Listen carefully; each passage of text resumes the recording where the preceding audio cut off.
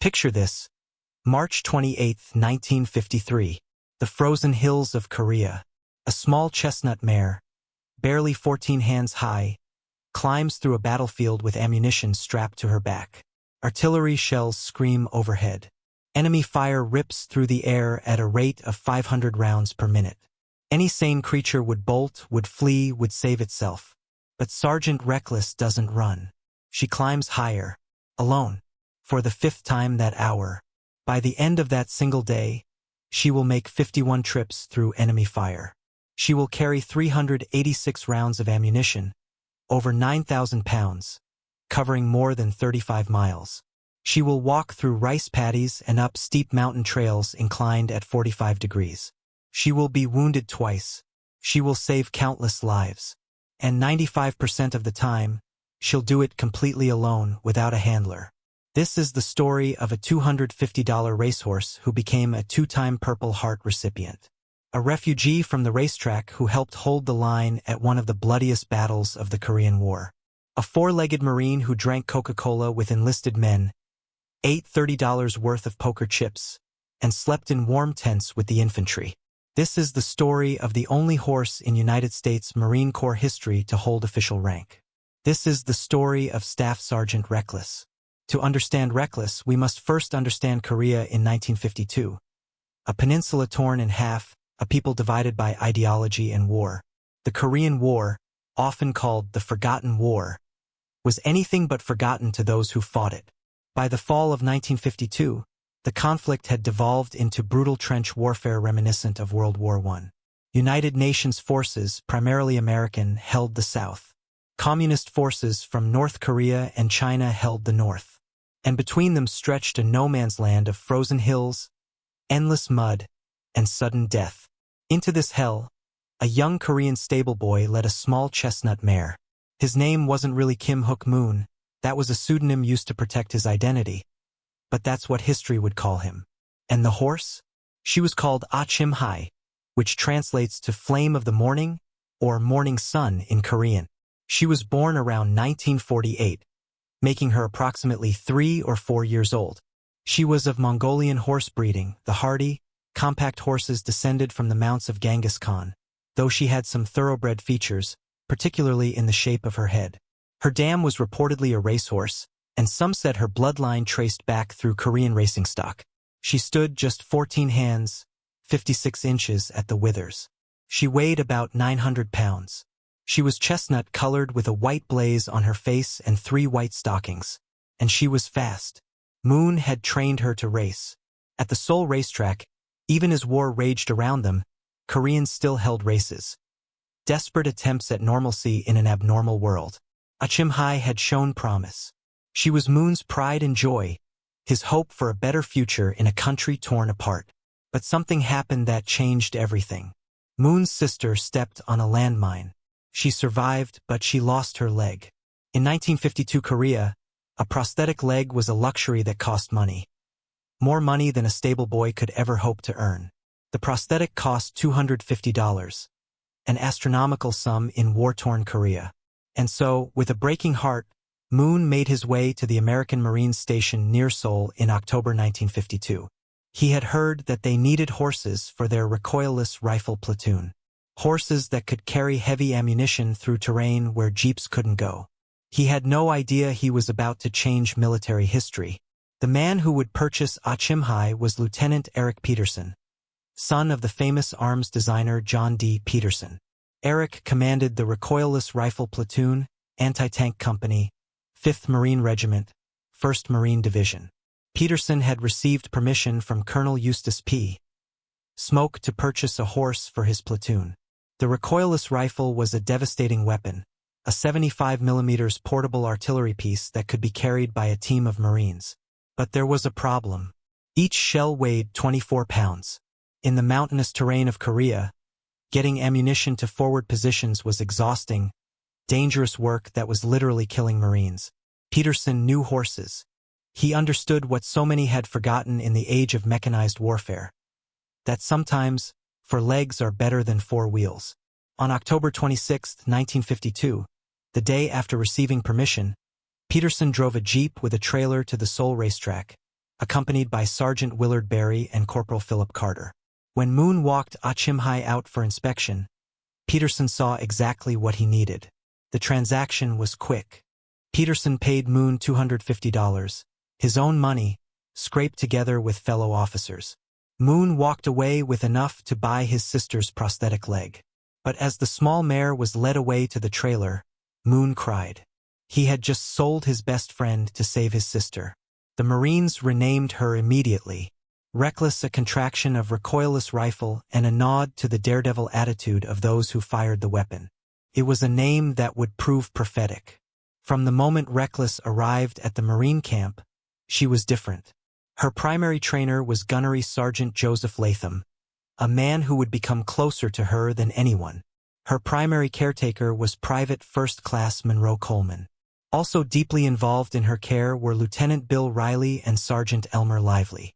The platoon even had its own medical corpsman, Navy hospitalman First Class George Doc Mitchell, who would provide most of Reckless' medical care.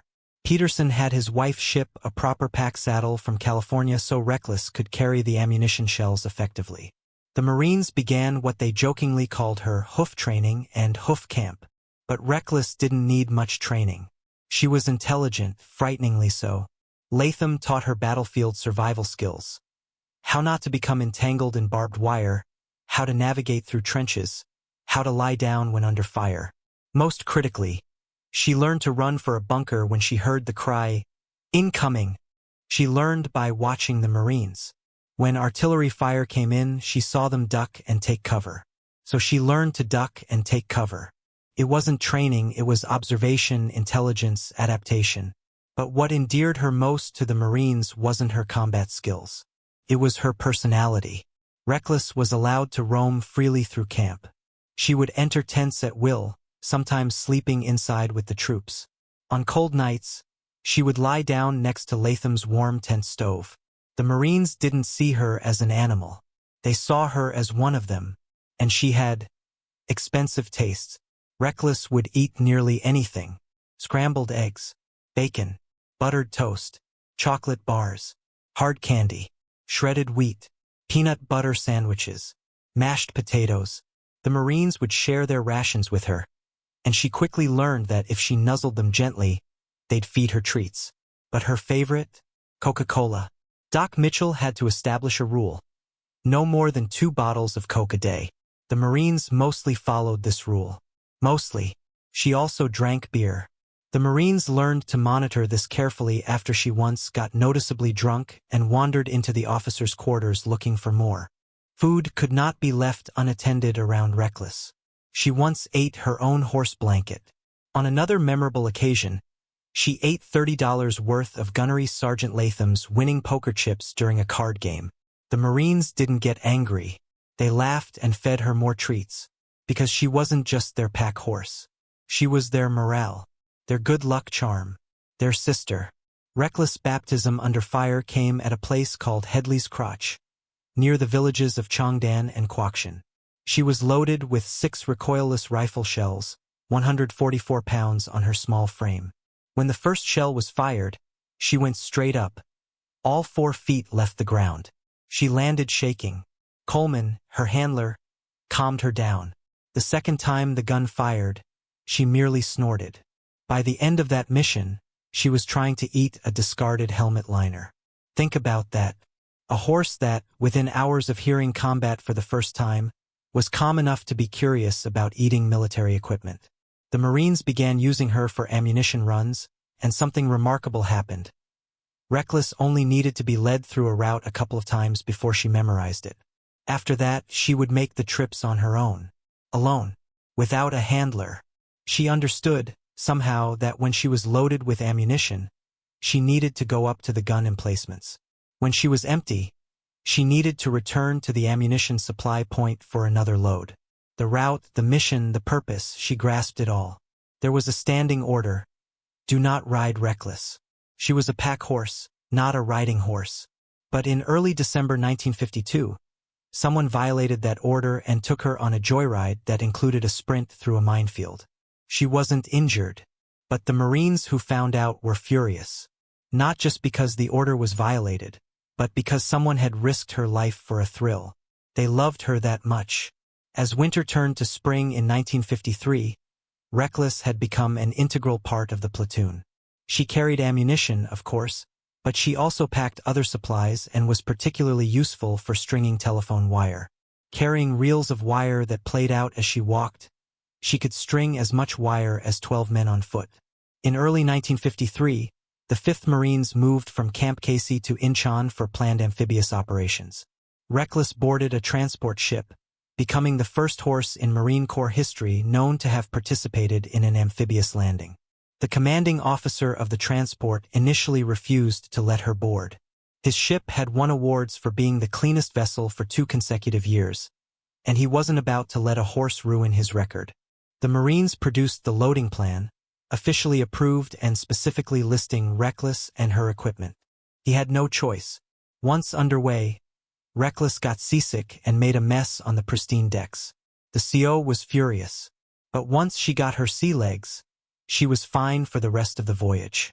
While in the rest area after the move, some platoon members posed Reckless with a sign challenging the famous thoroughbred native dancer to a race.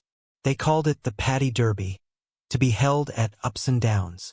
The conditions: 1.5 miles over paddies and hills, carrying 192 pounds of ammunition, no riders. Native dancer never responded. He went on to finish second in the Kentucky Derby that year, then won both the Preakness Stakes and Belmont Stakes. The Marines insisted Reckless would have beaten him anyway. They would need her confidence and her courage more than ever in late March.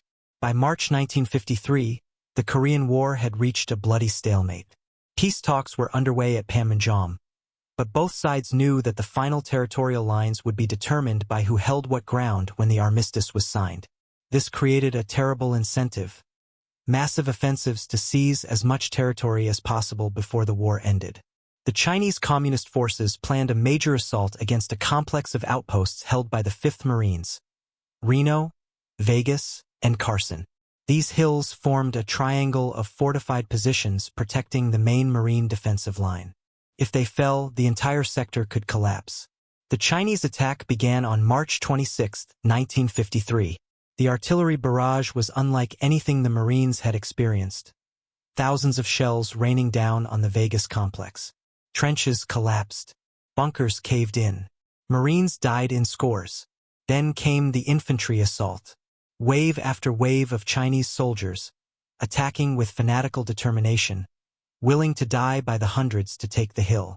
The battle for Outpost Vegas would last 3 days, March 26 through March 28, 1953. It would be one of the bloodiest engagements of the entire Korean War. And it would be Reckless' finest hour.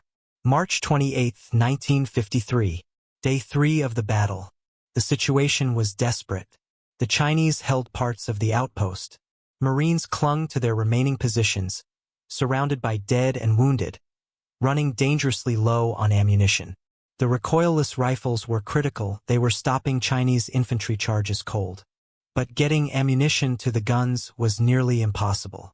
The approach to Vegas was completely exposed to enemy fire. Supply parties attempting the climb came under immediate attack. Marines were dying just trying to bring ammunition forward. Reckless began at dawn. She carried between 4 and 8 shells per trip, sometimes as much as 192 pounds of ammunition on her small frame. The trail climbed steep mountain terrain with sections inclined at 45 degrees. She walked through rice paddies. She navigated around barbed wire and through minefields she had learned to recognize. Enemy mortar fire fell constantly. Machine gun fire ripped through the air at a rate of 500 rounds per minute. Shrapnel whizzed past her. The concussions were enough to knock a man down. Reckless kept walking, trip after trip after trip. 95% of the time without a handler. Just a small chestnut mare alone walking through hell because Marines needed ammunition. By mid-morning, she had made 20 trips. Handlers at the ammunition supply point tried to reduce her load, fearing she would collapse from exhaustion. She resisted them, shifting her weight to make it harder to remove shells from her pack. She knew. Somehow, she understood that every shell she carried meant another Marine might live. Around noon, Shrapnel from a mortar round cut across her left eye, leaving a bleeding gash. Marines at the gun emplacement tried to treat the wound. She pulled away, turned around, and headed back down the hill for another load. By mid-afternoon, she was wounded again. Shrapnel peppered her left flank, leaving multiple puncture wounds. Blood matted her chestnut coat. She was limping. She kept going. The Marines who witnessed this, hardened combat veterans who had seen the worst that war could offer, wept openly. Because she didn't have to be there. Every instinct in her body must have been screaming at her to flee from the explosions, the fire, the death. But she stayed. For them. By late afternoon, the Chinese launched another major assault. The fighting became hand-to-hand in sections of the trench line. The recoilless rifles fired so rapidly the barrels glowed red. And still Reckless climbed. On one trip, she carried not just ammunition but a wounded Marine, draped across her back alongside the shells. He was delirious with pain, barely conscious. Reckless walked carefully, smoothly, as if she understood that any sudden movement might hurt him more. She delivered him to the aid station. Then she returned for more ammunition. As the sun began to set on March 28, 1953, Reckless completed her 51st trip of the day. 51 solo trips, 386 rounds of ammunition, over 9,000 pounds of shells, over 35 miles traveled through active combat, wounded twice, and the position held. The battle for Outpost Vegas officially ended on March 30, 1953. The cost was horrific. Over 1,000 American casualties and an estimated 2,000 or more Chinese casualties. The Vegas outpost was a cratered moonscape, but it remained in Marine hands, in large part because a small horse refused to let Marines run out of ammunition. Reckless was evacuated to a veterinary hospital where doctors treated her shrapnel wounds. They expected her to be traumatized, skittish, possibly broken by her experience. Instead, within days, she was trying to escape to return to her platoon. The Marines had already made a decision. For her actions during the battle for Outpost Vegas, Reckless was promoted to corporal, a battlefield promotion recognizing her valor in combat. But that wasn't enough. On April 10, 1954, several months after the Korean War ended with the armistice on July 27, 1953, Reckless was promoted again. This time to Sergeant. Randolph M. Pate, then commander of the 1st Marine Division, presided over a formal ceremony complete with a reviewing stand. Reckless stood at attention. Yes, she had learned to stand at attention. While her sergeant's stripes were pinned to a special red and gold blanket with insignia. The United States Marine Corps, an institution legendary for its standards and traditions, had officially promoted a horse to the rank of non-commissioned officer. This wasn't a publicity stunt. This wasn't ceremonial fluff. This was the Marines recognizing, in their official capacity, that Reckless had earned her rank through exemplary service and valor in combat. Reckless was also awarded military decorations. 2 Purple Hearts for the wounds she received during the battle for Outpost Vegas. A Marine Corps Good Conduct Medal. A Presidential Unit Citation with Bronze Star. A National Defense Service Medal. Korean Service Medal. The United Nations Korea Medal. A Navy Unit Commendation. A Republic of Korea Presidential Unit Citation. She would wear these awards on her horse blanket, along with the French forager that the 5th Marines earned in World War I. Let that sink in. A horse, with 2 Purple Hearts, with official military decorations from 2 countries, with a rank in the United States Marine Corps.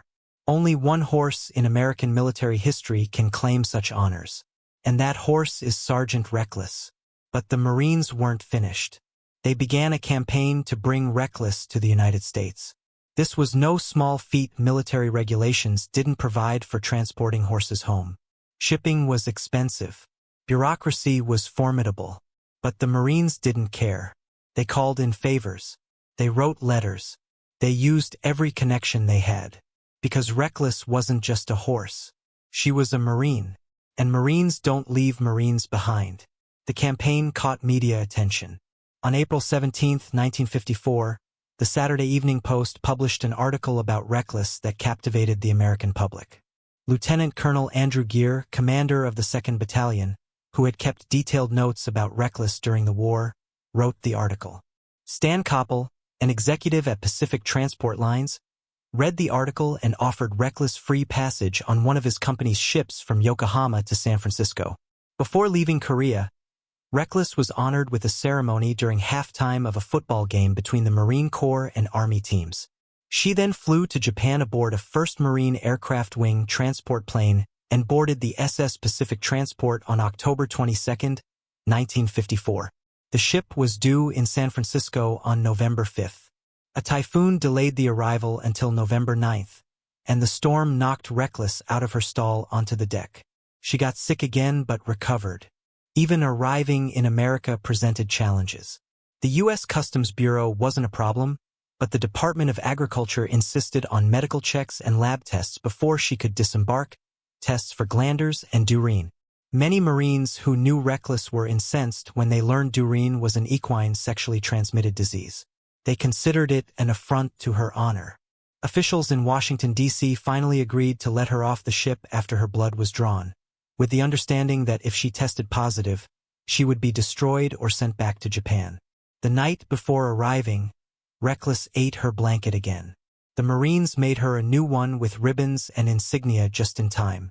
On November 10, 1954, coincidentally the 179th anniversary of the Marine Corps' creation, Staff Sergeant Reckless set foot on American soil in San Francisco. Lieutenant Peterson led her off the ship. Hundreds of Marines lined the dock to welcome her home. A military band played. Cameras flashed. That evening, she attended the Marine Corps birthday ball as the guest of honor. She rode an elevator. She ate cake. She ate the flower decorations. She was home. Reckless stayed briefly with the Peterson family before moving to her permanent home with the 5th Marines, 1st Marine Division at Camp Pendleton, California. A second article about her appeared in the Saturday Evening Post on October 22, 1955. Lieutenant Colonel Geer also published a full book, Reckless, Pride of the Marines, in 1955. Reckless became a celebrity. She made public appearances, including on Art Linkletter's show House Party. She was scheduled to appear on The Ed Sullivan Show on November 7, 1954, but the typhoon that delayed her ship made her miss the appearance. She never did appear on Sullivan's show, though he wanted to pay all costs to get her there. The Marine Corps was careful to protect her from commercial exploitation. She was a Marine, not a marketing tool. But the Marines weren't finished honoring her. On August 31, 1959, Sergeant Reckless was promoted again, this time to Staff Sergeant E6 rank. The ceremony at Camp Pendleton was presided over by Randolph M. Pate, who was now the Commandant of the Marine Corps, the highest-ranking Marine in existence. Staff Sergeant Reckless was honored with a 19-gun salute and a 1,700-man parade of Marines from her wartime unit. She was the only animal in Marine Corps history to hold official rank. She was the first horse to reach Staff NCO rank. Think about that. The Commandant of the United States Marine Corps personally presided over a promotion ceremony for a horse, with a 19-gun salute, with nearly 2,000 Marines in formation. That's not sentiment. That's respect. At Camp Pendleton, Staff Sergeant Reckless lived well.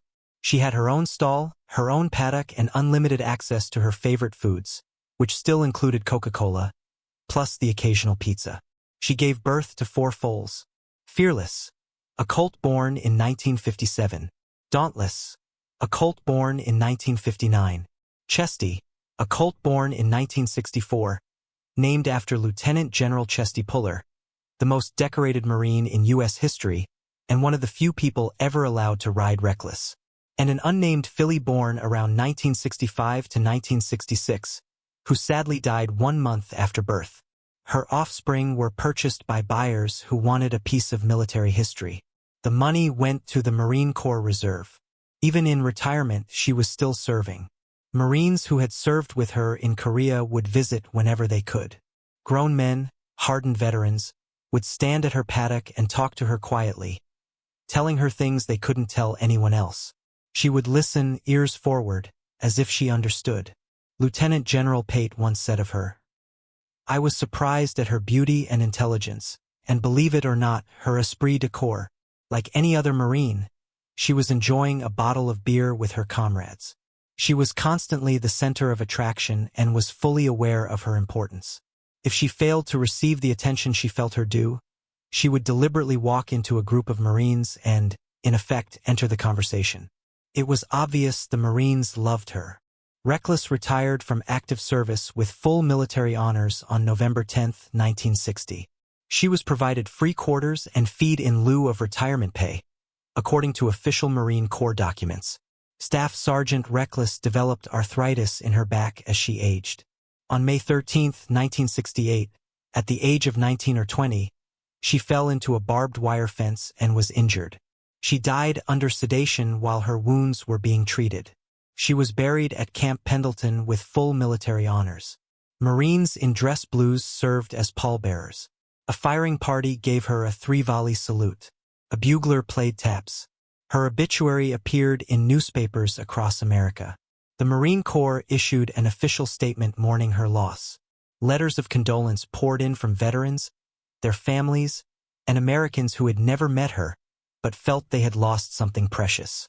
But Reckless' story didn't end with her death. In 1997, Life magazine listed Reckless as one of America's 100 all-time heroes. On July 26, 2013, one day before the 60th anniversary of the Korean War armistice, a bronze statue of Staff Sergeant Reckless was unveiled at the National Museum of the Marine Corps in Quantico, Virginia. Sculptor Jocelyn Russell created the monument, which shows Reckless carrying ammunition and combat equipment. In the base of the statue is a lock of her tail hair. The plaque includes a quote from Sergeant Harold Wadley, who served alongside her. The spirit of her loneliness and her loyalty, in spite of the danger, was something else to behold. Hurting, determined, and alone. That's the image I have imprinted in my head and heart forever. 5 more identical statues by Russell were later placed across America. At Camp Pendleton, October 2016. Kentucky Horse Park, May 2018. The National Cowgirl Museum and Hall of Fame in Fort Worth, November 2019. Barrington Hills Farm in Illinois, September 2019. And the World Equestrian Center in Ocala, Florida, December 2020. A memorial was also dedicated in South Korea in 2018 at Yongkyeon Garangpagu History Park, near the site of the Battle for Outpost Vegas. On July 28, 2016, Staff Sergeant Reckless was posthumously awarded the Dickin Medal, the British equivalent of the Victoria Cross for animals, for her service between 1952 and 1953. In November 2019, she became the first recipient of the Animals in War and Peace Medal of Bravery, the American equivalent of the Dickin Medal. And in 2016, she received one final honor. She was posthumously promoted to the honorary rank of Sergeant Major, the highest enlisted rank in the United States Marine Corps. Sergeant Major Reckless, a racehorse who became a Marine legend. Why does Reckless' story still resonate, more than 70 years after she climbed that hill in Korea? Perhaps because it reminds us that courage has nothing to do with size or strength. It's about showing up when you're needed most, even when you're terrified. Perhaps because it reminds us that loyalty doesn't require complicated reasons. Reckless stayed with her Marines because they were her herd, her family. The calculus was simple. They needed her, so she was there. Or perhaps because her story is, at its heart, a story about love. The Marines loved Reckless. They fed her their best food, gave her their own rations, built her a warm place to sleep. They risked their careers to bring her to America. They visited her in retirement. They mourned her in death. They built monuments to her memory, and Reckless loved them back. Not because she was trained to, not because she had to, but because love, real love, demands that you carry the load when those you love need you most. That's what she did. 51 times in one day, 9,000 pounds of ammunition, through artillery fire and machine gun bullets, through pain and blood and exhaustion, because her Marines needed her. And when Marines need you, you don't quit. You don't run. You carry the load. That's what Marines do. And Staff Sergeant Reckless, Sergeant Major Reckless, was a Marine. Somewhere in the hills of Korea, there's a trail that a small chestnut mare walked alone, over and over, through the worst day of the worst battle of a forgotten war. The trail is different now, reclaimed by time and nature. The men who watched her walk it are mostly gone, though their children and grandchildren remember the stories. And in Virginia, at the National Museum of the Marine Corps, there's a bronze statue of a horse, forever climbing upward, forever carrying the load, forever moving forward. Because that's what Marines do. And Sergeant Major Reckless was a Marine. Semper Fidelis, Sergeant Major. Always faithful. What do you admire most about Reckless? Her bravery, her loyalty, or the bond she shared with the Marines? And tell me in the comments, which animal war story should I cover next? From the messenger pigeons of World War I to the bomb-sniffing dogs of modern times, there are countless forgotten heroes waiting to be remembered. If you enjoyed this story, don't forget to like, subscribe, and join me as we uncover more tales from beyond the lines.